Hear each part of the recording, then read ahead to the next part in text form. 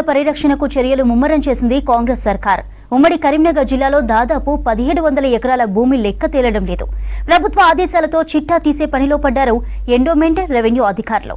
కోట్ల రూపాయల భూములు కబ్జాకు గురైనట్లు గుర్తించారు. ఆక్రమణదారులకు నోటీసులు జారీ చేస్తున్నారు అధికారులు. దేవుని మాన్యాలను కాపాడేందుకు రాష్ట్ర ప్రభుత్వం దృష్టి సారించింది.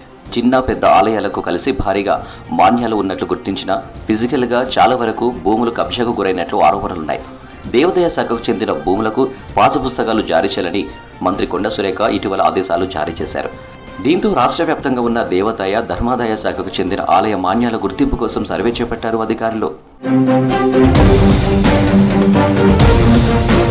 ఉమ్మడి కరీంనగర్ జిల్లాలో దేవాదాయ శాఖ పరిధిలో మొత్తం 3634.65 ఎకరాల భూములు ఉన్నట్లు గుర్తించారు అధికారులు. ఇందులో 1932.46 ఎకరాల వివరాలు మాత్రమే ఆలయాల పేరిట ధరణిలో నమోదయ్యాయి.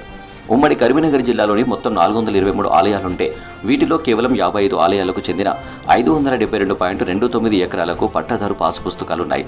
మరో 368 ఆలయాలకు సంబంధించి 3062.36 ఎకరాలకు జారీ చేయాల్సి ఉంది. ధరణి పోర్టల్ రాకముందు ఆలయ మాన్యాలన్నీ రెవెన్యూ రికార్డులో కేవలం మిగులు భూములుగా మాత్రమే కనిపించేవి. గత ప్రభుత్వం పోర్టల్ ప్రవేశపెట్టిన అనంతరం సైన్ బోర్డులు ఏర్పాటు చేయించింది. కరీంనగర్ కొత్త జిల్లా పరిధిలో 101 ఆలయాలుంటే వీరి పేరిట 713.4 ఎకరాల భూమి ఉంది. కానీ ధరణిలో కేవలం 337.17 ఎకరాల భూమి మాత్రమే నమోదైంది. ఇంకా 375.27 ఎకరాల భూమి నమోదు కావాల్సి ఉంది. పెద్దపల్లి జిల్లాలో 118 ఆలయాలకు 1173.34 ఎకరాల భూమి ఉండాలి. కానీ ధరణిలో కేవలం 793 ఎకరాల భూమి మాత్రమే ఆలయాల పేరిట ఉంది. ఇంకా 380.34 ఎకరాల భూమి నమోదు కావాల్సి ఉంది.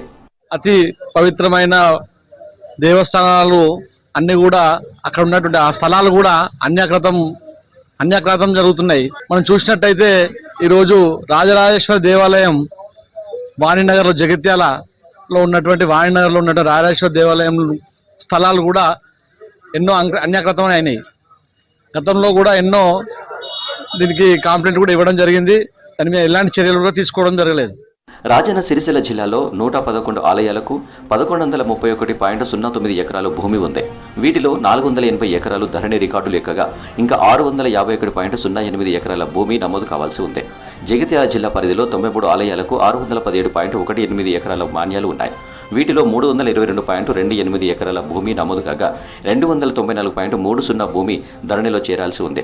ఈ విధంగా ప్రతి జిల్లాలో సగం అంతకంటే ఎక్కువ భూములు లెక్కలోకి రావడం లేదు. ఇలాంటివన్నీ గుర్తించి భూములను స్వాధీనం చేసుకోవాలని డిమాండ్ చేశారు స్థానికులు.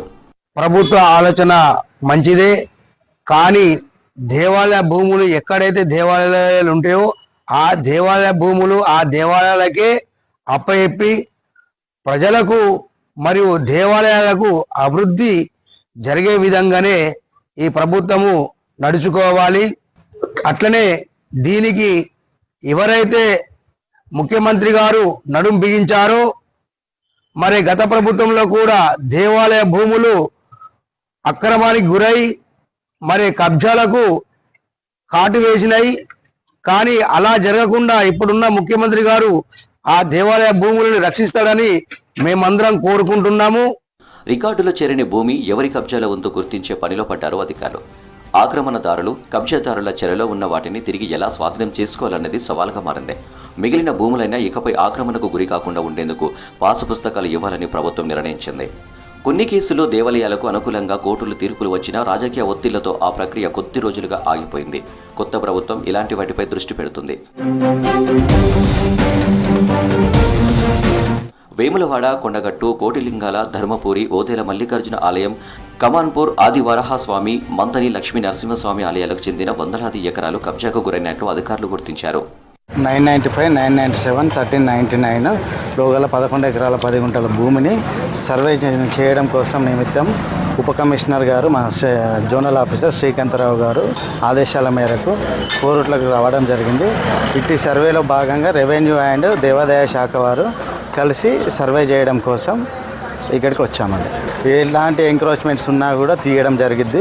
బిల్డింగ్స్ ఉన్నా కూడా ఎలాంటిది ఉన్నా కూడా కోర్టుకి వేసేసి బిల్డింగ్ కన్స్ట్రక్షన్స్ కూడా డిస్మాంటిల్ చేయడానికి మా ఉన్నతాధికారులకు చేసి క్లోజ్ చేసేస్తాం.